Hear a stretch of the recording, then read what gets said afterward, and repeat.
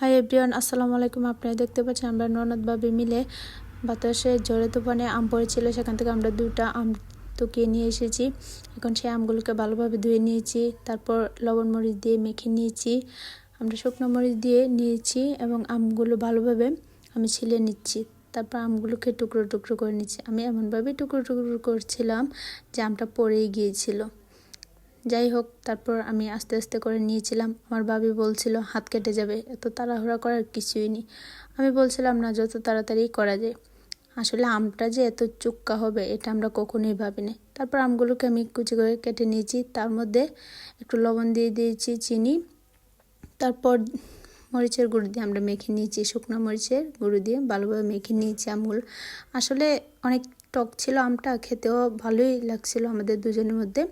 তারপর আমরা বানিয়ে নিয়েছি আমের ভর্তাটা। তারপর আমরা দুজন ননদ আর ভাবি মিলে খেয়ে নিয়েছি, সাথে আমার আম্মু এসেছিলো। আম্মু তো টক খেতেই পারে না, তারপর আম্মু খেয়ে বললো শেষ আমি এইবারের মতো।